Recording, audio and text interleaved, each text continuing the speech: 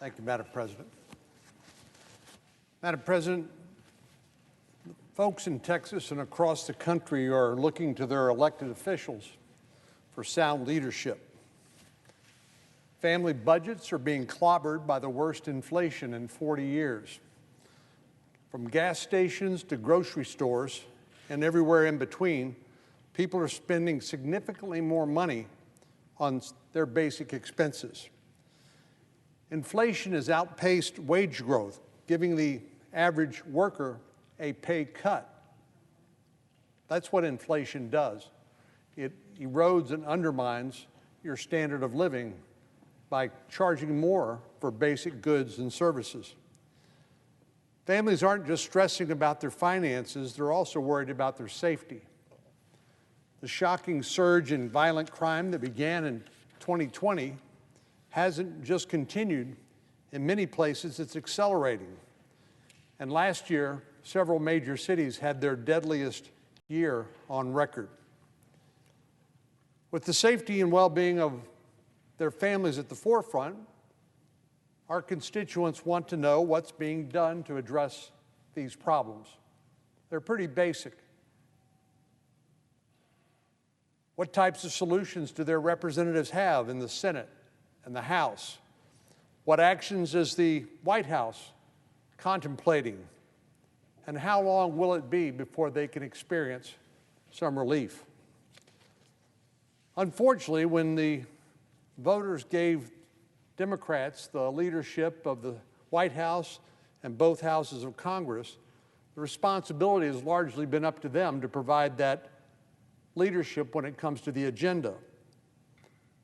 Unfortunately, the real problems that my constituents in Texas are experiencing, like inflation and crime, those were the last things for our leaders here in Washington to consider. Forget real problems and real families.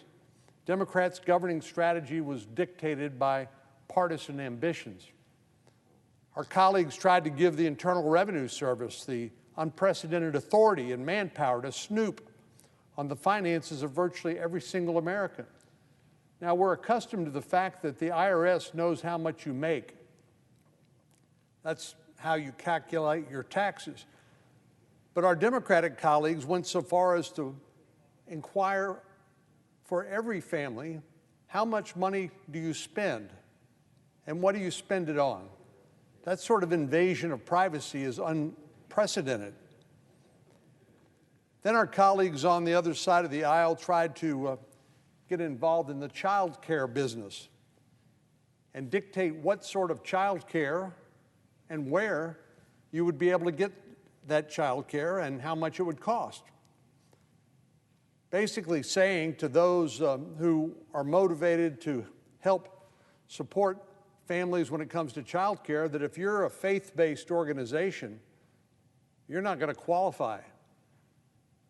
And because of the huge influx of money that the Democrats were planning to put into child care, excluding a huge segment of the child care providers, it was going to result in scarce supply and run up the price, further exacerbating inflation. Then we saw when it comes to the wealthy, our Democratic colleagues like to be the party of the average working person and complain about big business and millionaires and billionaires. But what do when it comes to tax proposals? They propose to give millionaires and billionaires a tax cut by eliminating the cap on deductibility of state and local taxes in high tax jurisdictions like New York and California. And who would have to pick up the responsibility or deficit? Well, you guessed it, it would be the middle class. And then we saw our colleagues on the left use the last year to attempt a federal takeover of state-run elections. Some even proposed to blow up the rules of the Senate, eliminate the filibuster, the one thing that forces us to do what doesn't come naturally, which is to work together and build bipartisan consensus. There were proposals from the majority leader himself and others saying, we're going to blow up the Senate because we cannot get our way, and the main reason we can't get our way is because we're unwilling to work with the other side of the aisle. But thank goodness, two of our colleagues, the senator from West Virginia and the senator from Arizona, tapped the brakes, and we have not yet found ourselves in that situation. So every one of these examples I've mentioned has been tried and failed in this last year, but there is, of course, what economists call opportunity costs. We can't take back the last year that we wasted on these partisan efforts, and a lot of the damage has been done. Invaluable time has been wasted on partisan legislation that was sure to go nowhere, while the most basic responsibilities of governing had been tossed aside. Last year, our Democratic colleagues nearly dropped a debt bomb on our economy.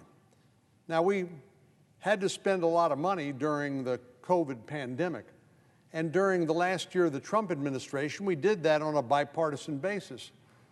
But even after the imminent need for that help was subsiding, our colleagues decided to spend another $2 trillion in the first months of the Biden administration. Only 10% of that was COVID-19 related, and less than 1% had to do with people getting access to therapeutics and vaccine.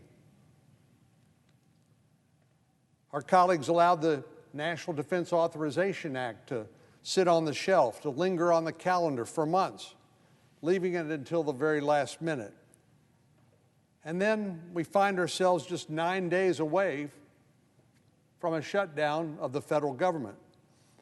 Our colleagues in the majority have yet to pass a single appropriations bill on a regular basis. And unless Congress takes actions here in the next week and a half, the American people can add a government shutdown to the list of crises that we are facing. Unfortunately, this is a familiar story. We found ourselves in this position on more than one occasion over the last several months. Congress's deadline to pass funding bills doesn't just pop up out of nowhere. It hits at the same time every year, September the 30th. Back in September, it was clear that a year-long funding bill was nowhere in sight. And so our colleagues in the majority kicked the can down the road for 2 months. Rather than use that time to try to pass annual appropriations bills, they wasted week after week on unserious partisan bills. By the time the new deadline rolled around, nothing had changed, and so our colleagues had to punt again, setting up a new deadline of February the 18th. And based on the way things look right now, it doesn't appear that we're any closer to an annual funding agreement than we were last September or last December. There is some rumor of a top-line funding level agreement, but no real progress on the underlying substance of these appropriations bills. So you can't help but wonder, how has it taken so long to accomplish so little? Our colleagues are steering the ship of state in both chambers of Congress and the White House, and still we can't seem to come up with a way to do the basic function of government, which is to fund the government. We've managed to avoid government shutdowns, to be sure, but that's a pretty low bar to clear. The Democratic majority has introduced yet another short-term funding bill that would carry us through March the 11th. And I sincerely hope that progress can be made before then. I'm just not sure how long the conversation should continue when we know what the job is that remains to be done and what the sticking points are. But that's where we are. Our colleagues haven't just punted critical responsibilities. In some cases, they've ignored them completely. In 2021, for the first time on record, there were more than 2 million people who attempted to enter the United States without a visa, a passport, or legal immigration papers. 2 million people. And that's just the one that the Border Patrol encountered. It doesn't count the so-called gotaways which is what the Border Patrol calls the drug smugglers and other criminals who come across the border at the same time. 2 million people is larger than the population of a dozen individual states. That's how many new people have come into the United States during a pandemic without being vaccinated, without proof of a negative COVID test, and at a time when people are concerned about their jobs. Well, the Biden administration has allowed this crisis to grow and grow and grow without any substantial action. As a matter of fact, the Secretary of Homeland Security and other members of the President's cabinet have actually made it worse. Border Patrol will tell you there's two main things that they look for when it comes to illegal immigration. They look for the push factors, which are things like violence and poverty in some of the states and places people are coming from. We all get that. We understand those being the push factors. But they also talk about the pull factors, which puts a big sign out that you're free to come to the United States without any real consequence. And you don't need to get in line. You don't need to comply with our immigration laws. You can just come as fast as you can get here.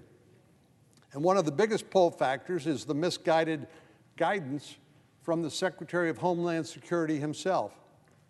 I call it non-enforcement guidance.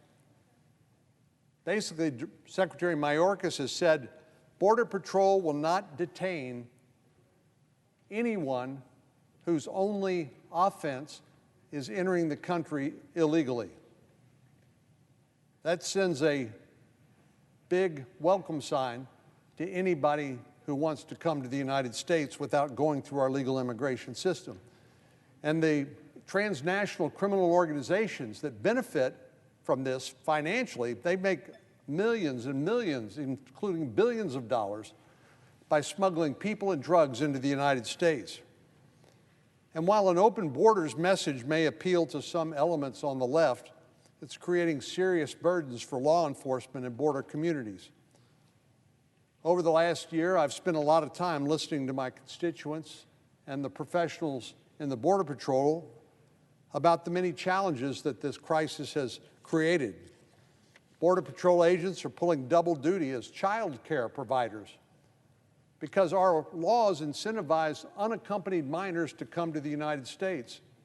Now, nobody actually believes they get here on their own, but once they're here, under our current laws, they have to be placed with a sponsor and told to show up for a hearing for your asylum hearing months, maybe years in the future. And nobody's surprised when as many as half of those individuals show up for their asylum hearing. Same thing for the adults in the family units. But while you may think that this is primarily a problem for border states like Texas and Arizona and California, New Mexico, and others, it actually extends throughout the country.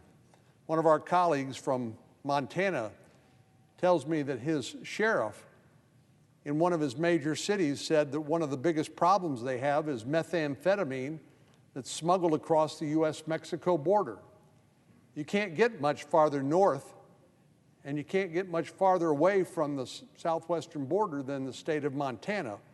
But that's what the ripple effect of this uncontrolled illegal immigration, along with the drugs being smuggled across the border, that's the consequences of those failures by the administration.